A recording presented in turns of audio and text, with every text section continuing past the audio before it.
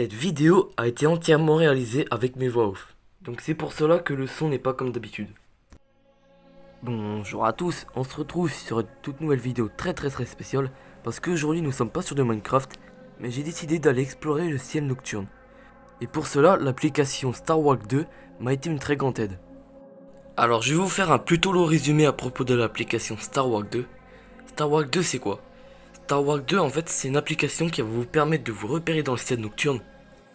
D'ailleurs je connais 3 vidéos du youtubeur 12 par sec qui a aussi fait une série pour se repérer dans le ciel. Je vous mettrai ces 3 vidéos dans la description. N'hésitez pas à aller les consulter pour mieux vous repérer dans le ciel nocturne. Si je clique sur une étoile, je vais prendre par exemple l'exemple d'Arcturus, ça va me téléporter à l'étoile et j'aurai par exemple sa représentation en 3D, tous ses infos à propos de l'étoile et sa position par rapport au ciel.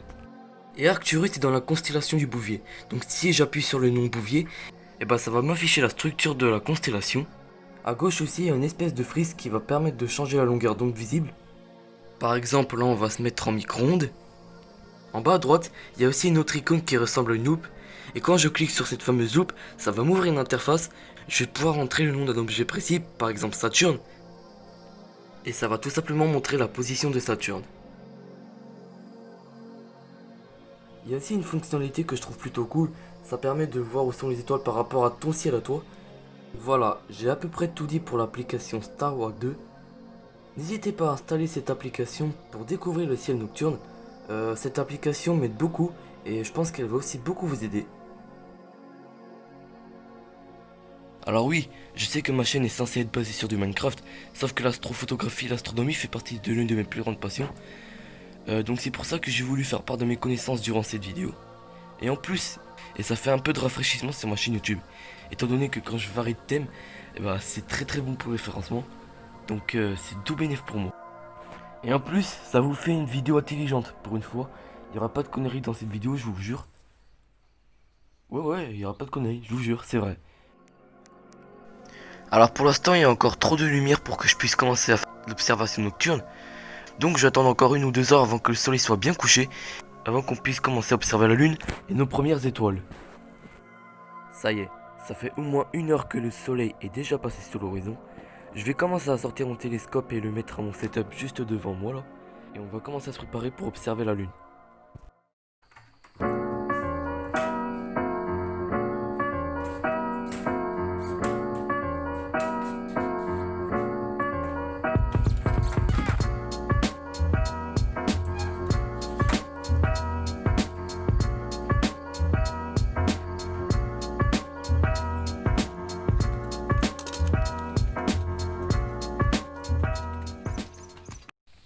Il n'y a pas encore beaucoup d'astres qui se sont allumés, il n'y a pas de planète, il n'y a pas vraiment d'étoiles, il y a juste seulement Arcturus ou Vega qu'on peut voir, et il y a aussi la lune qu'on peut voir.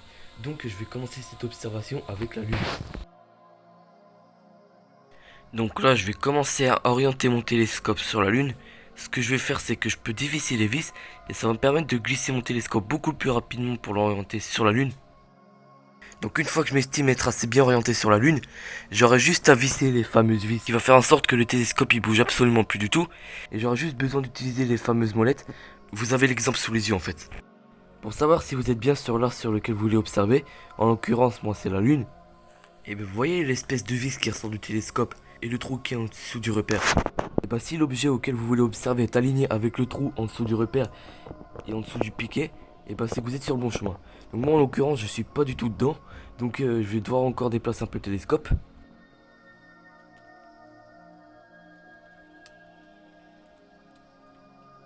J'ai enfin réussi à aligner la lune avec le piquet dans le trou du repère. Donc une fois que cela est fait, vous allez regarder dans le repère. Et si la lune est au croisement des 2 diamètres que vous voyez là, ça veut dire que vous pouvez observer la lune.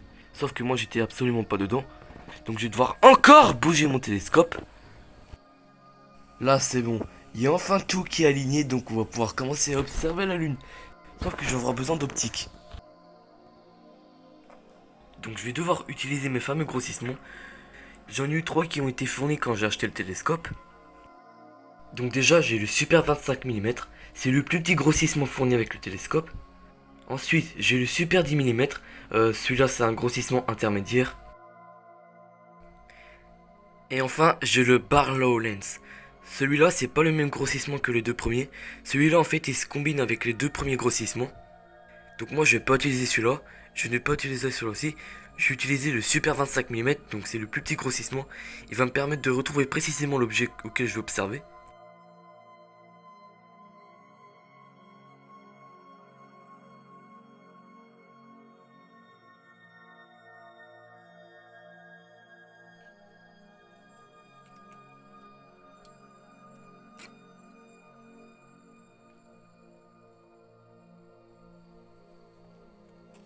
Donc maintenant, je m'en vais prendre le 25 mm.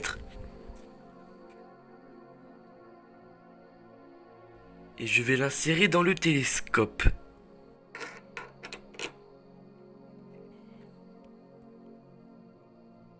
Et voici la première image de la Lune. Bon, ça c'est parce que j'ai oublié de retirer le cache. Bon là, j'ai pas encore ajusté le télescope, c'est pour ça que la Lune est un peu floue. Et voilà, j'ai enfin réussi à ajuster le télescope et on peut voir la Lune. Oh, c'est ouf en vrai. En vrai, ce qu'on est en train de se dire, c'est qu'on voit un truc qui est à plus de 300 000 km de chez nous. C'est-à-dire une seconde lumière. Mais quand on réfléchit, la Lune, elle est tellement loin de chez nous qu'en fait, la lumière qu'elle nous parvient nous, en fait, elle a une seconde de retard en fait. Bah quoi? J'ai le droit d'observer aussi la Lune tout seul. Hein. Bah t'es Carly, si t'es pas content, tabarnak.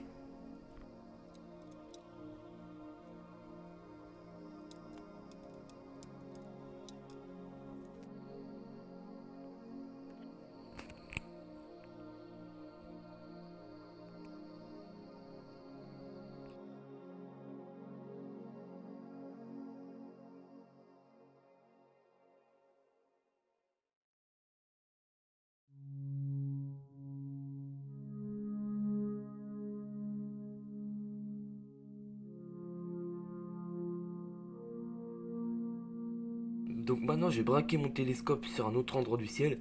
J'ai braqué mon télescope sur Arcturus. Arcturus, c'est la principale étoile de la constellation du Bouvier.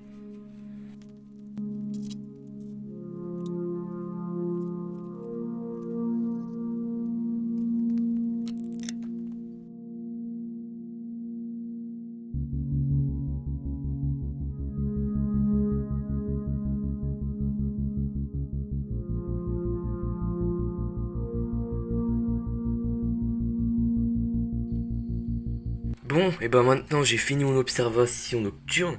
Je vais ranger tout mon matériel, c'est-à-dire mon télescope, les grossissements, enfin tout ce qui était associé, tout le matériel associé à mon télescope. Bon, comme vous voyez, je galère un petit peu, vraiment un tout petit peu à ranger mon télescope. Non, je galère pas. J'ai pas galéré, c'est faux. Bref, j'espère que ce style de vidéo vous a plu. Je pense pas que je vais en refaire énormément. Je pense que je vais en faire au moins une tous les mois, une tous les 2 mois. Je vous invite aussi à mettre des commentaires, par exemple sur les prochains sujets de vidéo que je pourrais faire à propos de Minecraft, ou les prochains sujets d'astronomie que je pourrais faire aussi. S'il y a des erreurs de montage ou des défauts encore à améliorer, je vous invite à mettre ça dans les commentaires. Et aussi, si vous avez découvert ma chaîne YouTube grâce à cette vidéo, et que vous adorez mes vidéos, je vous invite à vous abonner et à cliquer sur la cloche de notification pour ne rater aucune de mes nouvelles vidéos. En tout cas, c'était Pond, vous êtes mes meilleurs abonnés, je vous aime, à plus.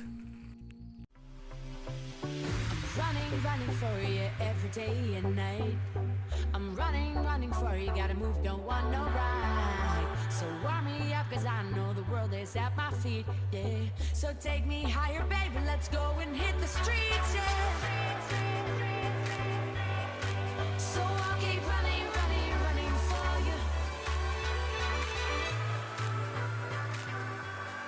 So I'll keep running, running, running for you.